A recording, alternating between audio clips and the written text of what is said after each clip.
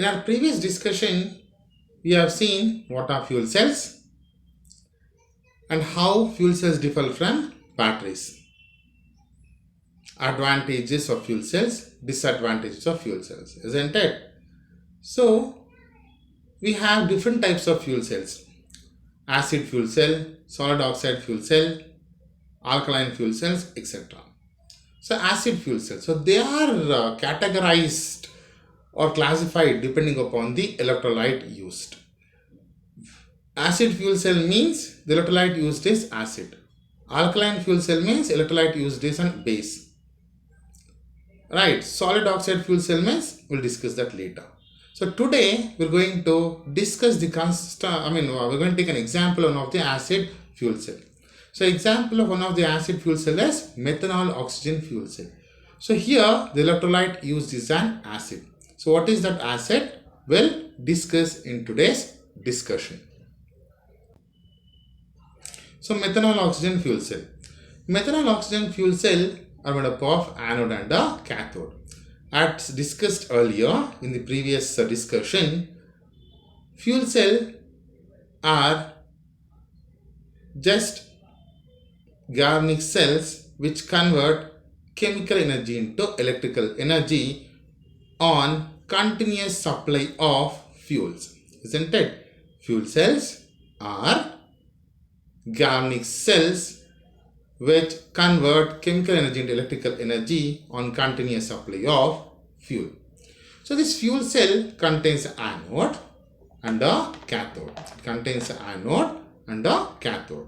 So this methanol oxygen fuel cell is made up of both anode and cathodes of this methanol oxygen fuel cells are made up of nickel sheets. The anode is coated with platinum or ruthenium catalyst, whereas cathode is coated with platinum which will act as a catalyst. So both anode and cathode of methanol oxygen fuel cell is made up of nickel sheet. So anode is coated with either platinum or ruthenium. The cathode is coated with platinum which acts as a catalyst. So the electrolyte used here is sulfuric acid. So as you see here, the methanol is sent to the anodic chamber which acts as the active species. Oxygen is another active species. So methanol is the active species for anode and oxygen is the active species for cathode. When methanol is sent inside and oxygen is sent towards the cathode, redox reactions will occur and the products will be formed and electricity will be generated. The products formed at anode will come out at the anodic outlet and products formed at cathode will come out at the cathodic outlet. So we'll see what are the redox reactions occur and the applications in later stage. So here anode and cathode both are made up of nickel sheet anode is coated by platinum or ruthenium which acts as catalyst, cathode is coated by platinum which acts as a catalyst. Electrolyte used as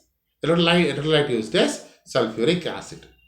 So and the anodic active species is methanol, cathodic active species is here oxygen. So there is a small video which I have obtained from the YouTube to demonstrate the working of methanol oxygen fuel cell. Let us see that first to understand it better and later we'll discuss the redox reactions which are working, which are redox reactions which are formed. Okay.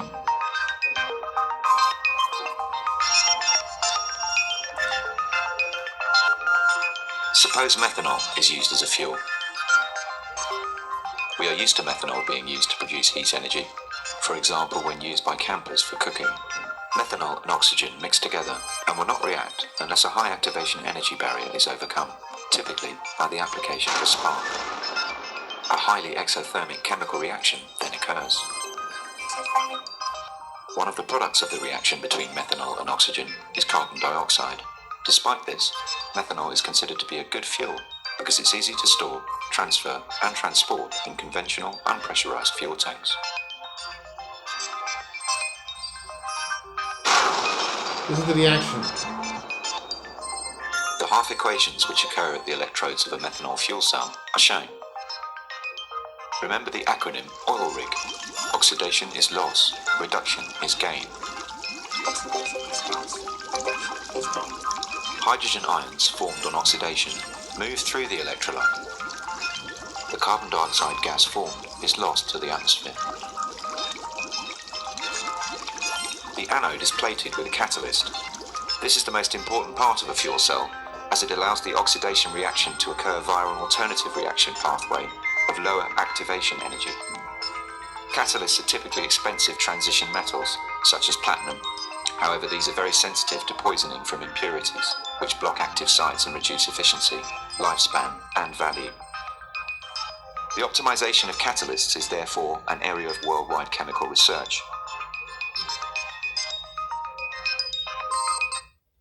So I have seen how fuel cells will work, right? So this is just, I've just shown you that we have discussed the construction and working there, and I've showed you how methanol goes, oxygen goes, and how the reaction occurs, right? So this is just the visualization. We'll just understand the animated video, we'll understand what are the reactions will occur. Okay, so I'll just show, we'll discuss what reactions occur at anode, what reactions occur at cathode. At anode, methanol undergoes oxidation in presence of water to give carbon dioxide and protons and electrons. So these protons are liberated at anode will accept electrons in presence of oxygen, undergoes reduction. That is, oxygen undergoes reduction in presence of protons and electrons to get water. So the 3 water which is formed here at cathode will get cancelled with one of the water at the anode. Therefore, overall reaction is methanol plus oxygen gives CO2 and water. So the products of methanol oxygen fuel cell are carbon dioxide, water, and energy.